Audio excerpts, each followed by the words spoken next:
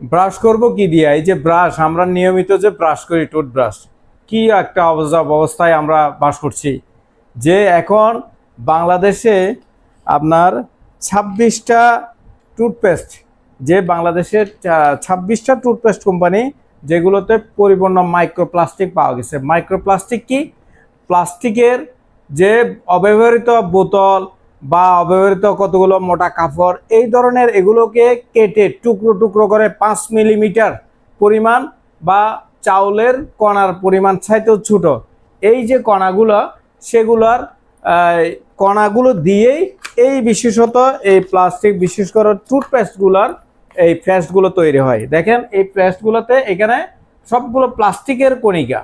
আমরা এতদিন ধরে জানতাম না, গতকালকে বাংলাদেশের সকল মিডিয়াতে দেখা গেল এই যে টুথপেস্টের বিষয়ে কথা আসছে, যে 26টি টুথপেস্টের মধ্যে মাইক্রোপ্লাস্টিক পাওয়া গিয়েছে।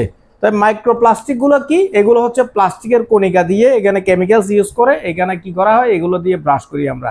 আমরা কখনো জানতাম না। বাংলাদেশের ভালো ভালো ডাক্তারগুলো লিখে দিত এতদিন ধরে মেডিপ্লাস্ট ব্যবহার করার জন্য, আমাদেরকে কি করতো? উৎসাহিত করতো। কিরে ভাই, আমরা তো ডাক্তারের উপর আমরা কথা বিশ্বাস কাকে করব? আমরা মা বাবাকে বিশ্বাসের পরে, শিক্ষকের বিশ্বাসের পরে ডাক্তারকে তো বিশ্বাস করি। এখন ডাক্তাররা বলতেছে মেডিপ্লাস দিয়ে টুথপেস্ট করবেন। এখন বলতেছে যে বাংলাদেশের সবচেয়ে বেশি মাইক্রোপ্লাস্টিক পাওয়া গিয়েছে এই যে মেডিপ্লাসের মধ্যে। 320টি কণিকা, 100 গ্রাম একটি টুথপেস্টের মধ্যে 320টি যদি 5 মিলিমিটারের কণিকা যদি প্লাস্টিকের থাকে, এগুলো এই মাইক্রোপ্লাস্টিকের কারণে বলা হচ্ছে যে আপনারা জিমিনি বা বিভিন্ন উৎসের মাধ্যমে আপনি এই তথ্যগুলো কালেকশন করে নিতে পারেন। মাইক্রোপ্লাস্টিক কি? এগুলো আপনার বিভিন্ন ধরনের প্রদাহ সৃষ্টি করে, গলার প্রদাহ বলেন, লিভারের প্রদাহ বলেন, এগুলো যেতে যেতে যেতে এই যে মাইক্রোপ্লাস্টিক, যে এখানে শিশুদের জন্য খুব বড় দুঃখজনক বিষয় হলো যে শিশুদের যেই টুথপেস্টগুলো ইউজ হয় সেখানে পর্যন্ত, যেমন মেরিল বেবি অরেঞ্জ, 40টি প্লাস্টিক কণিকা, এই কণিকাগুলো পাওয়া গিয়েছে। তারপরে পেপসুডেন্টের মতো দেখেন, আমরা এই যে এইগুলো, এই ক্লোজ আপ, আমরা ছোটবেলা থেকে দেখে আসতেছি এই ক্লোজ আপকে এত বিশ্বাস করতাম। এই ক্লোজ আপের মধ্যে পাওয়া গিয়েছে আপনার 160টি প্লাস্টিক কণিকা। 160টি, প্রতি 100 গ্রামের মধ্যে 160টি প্লাস্টিকের কণিকা। মানে বোঝা হচ্ছে যে যে তারা বড় একটা মেশিনের মধ্যে প্লাস্টিকের অব্যবহৃত বোতলগুলো ঢুকাই দিয়ে এখানে কি করছে, সেগুলোকে লিকুইড বানিয়ে আমাদেরকে পেস্ট হিসেবে আমরা প্রতিদিন সকালে ঘুম থেকে উঠে বা রাত্রে ঘুম যাওয়ার পূর্বেই এগুলোই ব্যবহার করে করে আসছি। তাহলে দেখেন এই যে পেপসুডেন্টের মধ্যে বলছে যে পেপসুডেন্টে রয়েছে আপনার 160টি তাও কণিকা। তাহলে এইভাবে যদি এই ধরনের প্রতারণা আমাদেরকে করে আসে, তাহলে আমরা কোন জায়গায় যাব, কি কে বিশ্বাস করব? এইভাবে দেখা যাচ্ছে, দেখেন মেডিপ্লাসের মধ্যে 320টি আপনার প্লাস্টিকের কণিকা, ক্লোজ আপে 160টি, ক্লোজ আপ মেথল ফ্রেশ সেখানে 160টি, তারপরে আপনার সিঙ্গেল গ্রিন পেপসোডেন্টের যেটা বললাম সেখানে হচ্ছে 100টি কণিকা পাওয়া গিয়েছে। এই ধরনের 26টি, এই ধরনের 26টি বাংলাদেশের সবচেয়ে বেশি ব্যবহৃত প্রোডাক্টগুলো যেখানে বাংলাদেশে বিক্রি হয়, সেখানে 26টা টুথপেস্ট কোম্পানির মধ্যে সকল প্রকার এই যে প্লাস্টিক কণিকাগুলো পাওয়া গিয়েছে। এখন ভাই আমরা কোনটা ব্যবহার উপযোগী হবে?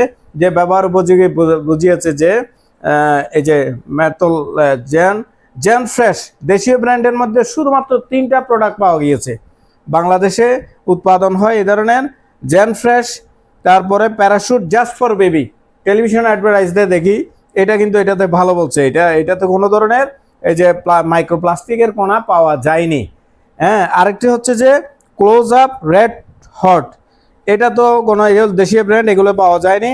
তারপরে প্যারাজনটেক্স এক্সপার্ট গাম কেয়ার, এগুলো ভারতের পণ্য, যেগুলো বাংলাদেশে সবসময় বেচা কিনা হয়, মার্কেটে পাওয়া যায়। সেন্সোডাইন ফ্রেশ জেল, তার Colgate max fresh, Colgate active salt, ভারতের, এগুলো কিন্তু ভারতীয় হইতে হবে। আবার বাংলাদেশেও যে প্রোডাক্ট এনে বিক্রি করে এগুলো তো আবার মাইক্রোপ্লাস্টিক পাওয়া যেতে পারে, কিন্তু ভারতের পণ্য হতে হবে।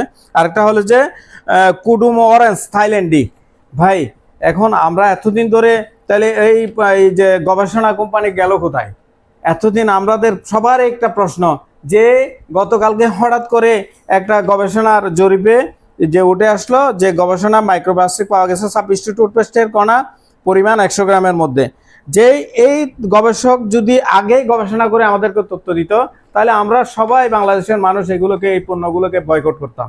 তাহলে ভয় হচ্ছে, তাহলে এতদিন ধরে আমরা যারা ব্যবহার করে আসছি, তাহলে এই রোগগুলো আমাদের কাছে ছড়িয়ে যায় নাই? তাহলে আল্লাহ রাব্বুল আলামিন আমাদেরকে সুস্থ রাখার, আল্লাহই জানেন সুস্থ কে কত কি অবস্থায় আছি।